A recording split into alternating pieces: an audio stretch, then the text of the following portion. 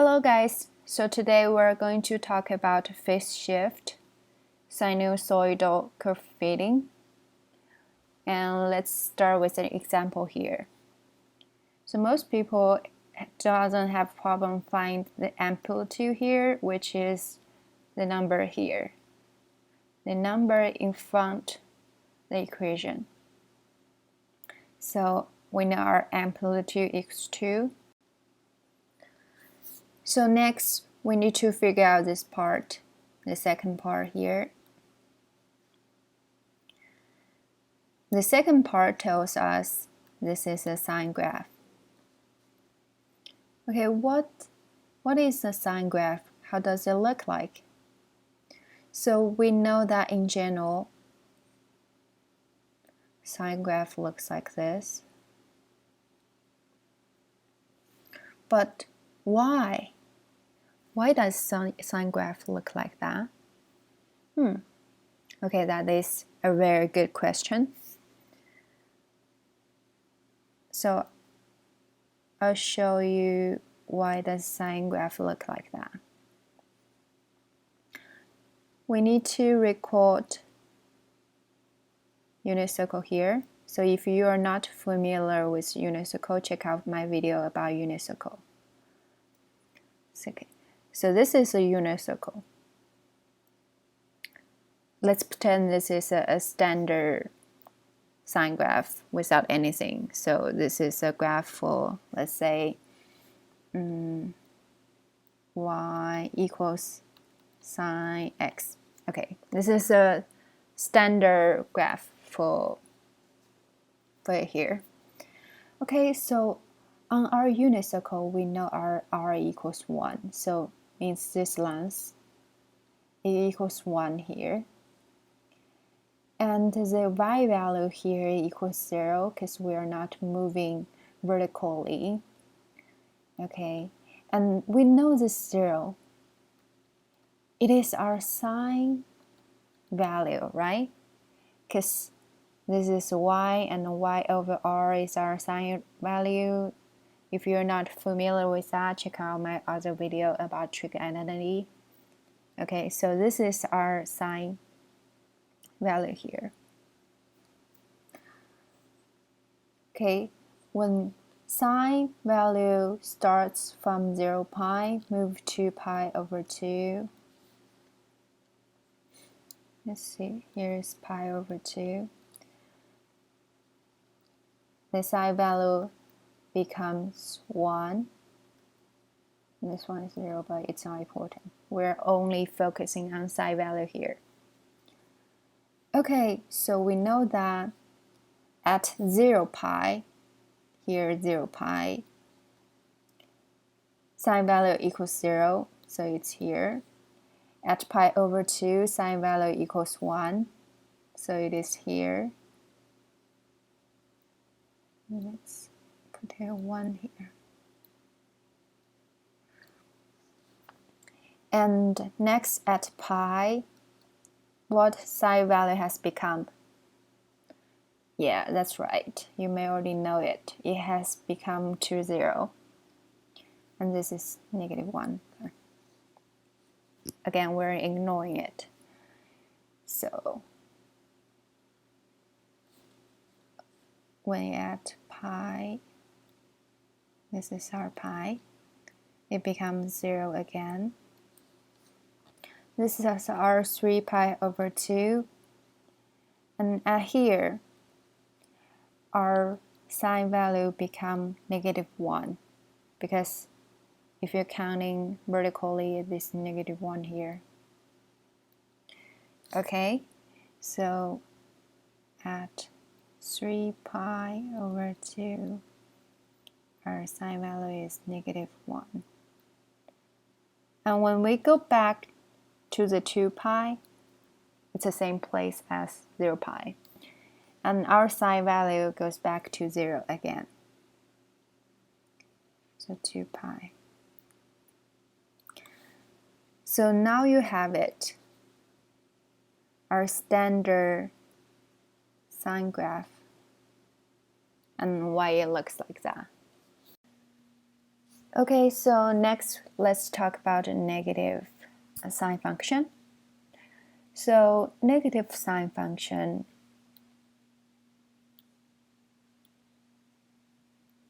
for the standard negative sine function, we have here 1, negative 1, and it starts at 0.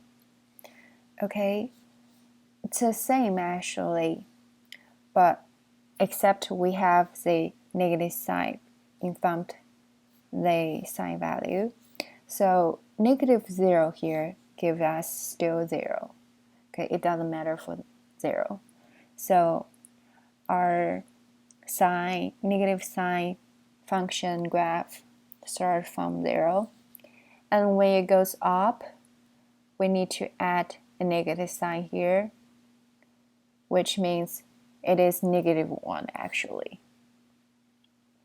So when it goes to pi over 2, pi over 2 here, we need to add a negative sign here, which gives us negative 1. Again, when it goes to pi, it is 0, so it doesn't matter. When it goes to here, we have negative 1, but we need to add this negative sign to the negative 1.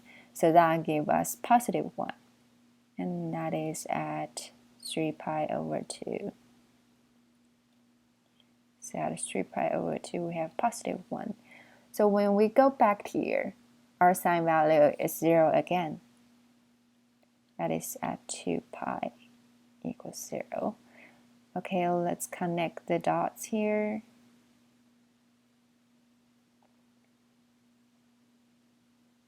Then we have our negative sign graph. Okay, the same thing actually works for cosine. So when we have, let me change the color. So when we have a, for example, standard cosine function. Let me draw a graph here. 1, negative 1, and 0. So when we have this function, our cosine value is the value on the left, right? So this is our cosine value. So it starts, when it's at 0 pi, it starts at 1. When it's at pi over 2, it goes to 0, because this is a cosine value. When it hits pi, the cosine value is negative 1, so it is here. And when it hits 3 pi over 2, it goes back to 0. And when it's at 2 pi, here we're going back to the 1 again. So let me connect the dots here.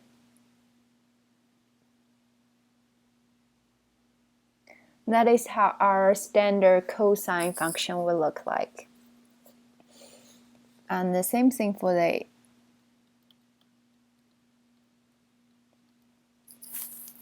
negative cosine function. So let's see if you can do it. Okay. Pause this video and let's see if you can do it here. Alright, let's assume you have gave it a try. Let me change your color. So this is our negative sine function. This is 0 and this is our negative 1. This is our 1. Our function here starts from here, right? So when it starts from here, it is at 1, but we need to add the negative sign in front of this value because it has a negative sign here. So to match that, we have here. The next one is at pi over 2. When it gets to pi over 2, the cosine value is 0, so it doesn't matter. So next one is pi. When it's at pi, our cosine value is -1. When we add this -1 to -1, it gives us +1. When it goes to 3 pi over 2, which is here, it goes to 0. And when we reach 2 pi,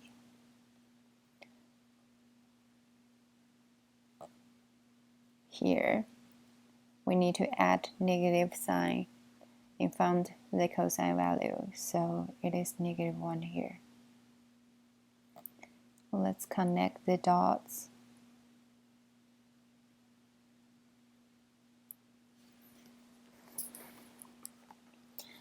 Okay, here is all of our standard sine and cosine graph, and you can kind of remember it by recalling this graph and be familiar with how they shape like, and they're kind of, opposite to each other. So if you put the negative sine graph here, it will look like that. When you put the negative cosine graph to the cosine graph, okay, this is what it will look like.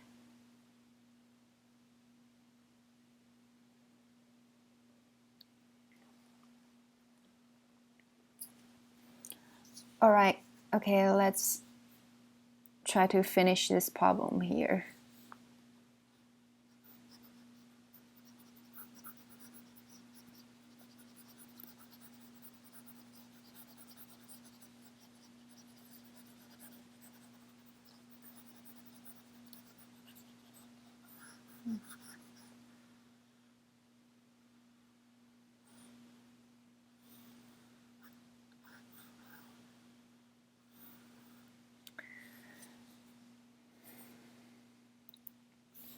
Okay, so we have it to here, right?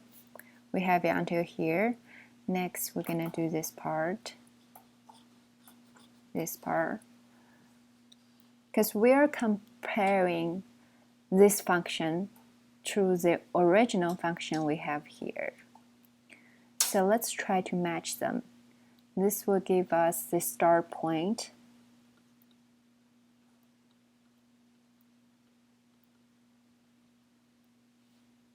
and the end point.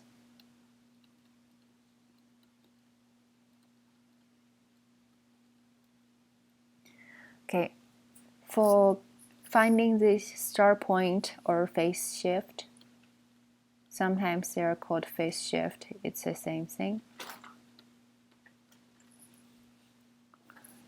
We set this equation here, 2x minus pi equals 0, because we are comparing it to the standard function, and the standard function starts at 0.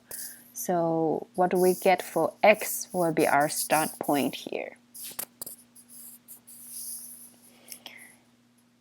2x equals pi, x equals pi over 2, so this is our starting point. And to find our endpoint, let me change the color. To find our endpoint, we set this here equals 2 pi because we're comparing it to the original function here. So 2x equals 3 pi, x equals 3 over 2 pi, or 3 pi over 2. So that is how we find our endpoint and starting point. And next thing we need to do is find our period, usually write as t here. Okay, to find our t, we can use our endpoint minus our starting point, right? Because our endpoint here is 2 pi minus 0, so our period is 2 pi. And here, our endpoint is 3 pi over 2 minus pi over 2, so our period is pi. And for our each increment, because we have 4 different quadrant, so we separate our period to 4. So t over 4 equals pi over 4. That is for our each point, each increment. Okay, so now let's graph it.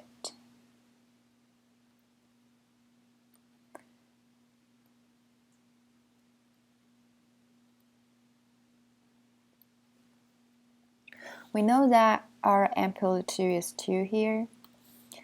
So 2 and 2, negative 2. So instead of the range being negative 1 and 1, our range will be from negative 2 to 2. And for each point, we have pi over 4.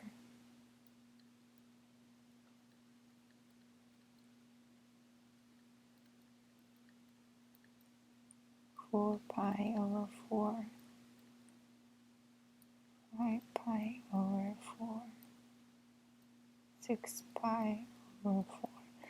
So you can see some simplification here, which is 2 pi over 4 equals pi over 2. And this one equals pi, because it's 4 pi over 4. And this one, divide them up and bottom by 2 equals 3 pi over 2. Okay. Now let's connect the dots. Our starting point here, pi over 2. And because our standard sine function starts at 0, so it also starts at 0. This is not a good color to differentiate them. Okay, this is better. Okay, our starting point is at pi over 2. Okay, when we reach the next quadrant, or the line for each quadrant, or the next point, or the next increment, if you may say it, our value goes to the top, which is 2 here, because our amplitude is 2. Okay, when we reach to the next quadrant, or the separate line for next quadrant, so the value goes back to 0, because you can follow this one here, kind of follow this shape. Okay, and next one is here, and next is here. So when we connect them, it looks like that. So now that we know, we can do this problem very quickly by remembering certain formula and why they're important. Or if you don't remember them, if you want to check them, you can always go back to the method I showed you, which is a algebra way using starting point, and end point to find the t, because t equals end point minus the start point, that is t, and each increment, each point or each increment equals t over 4. And the starting point and the phase shift is the same thing. Okay, now we have learned all of that, let's try the same problem we did with the algebra way, with the new way we learned here. This is exactly the same problem. 2 sine 2x minus pi. So the formula tells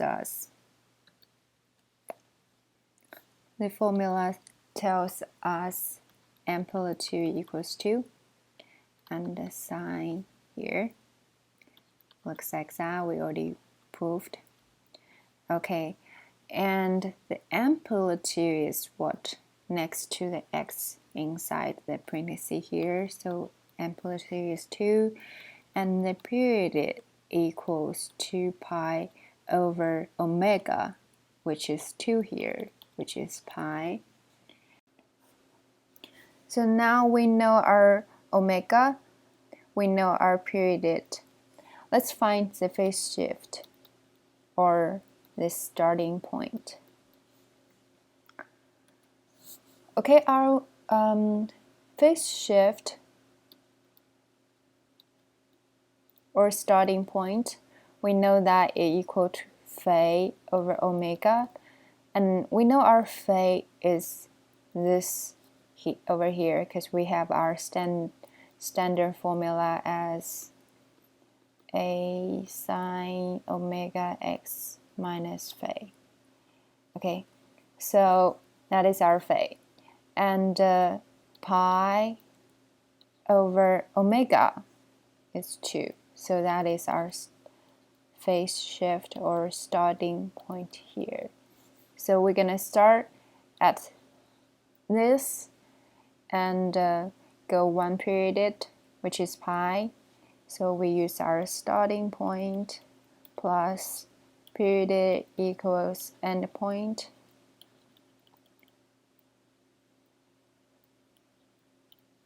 Okay, so starting point is pi over 2 plus pi and 3 pi over 2. So now you have it. We confirmed it in 2 different ways, which this way, remembering this is much easier to do, but if you don't understand the connection between the graph and the equation, it wouldn't help you much but solving this type of problem.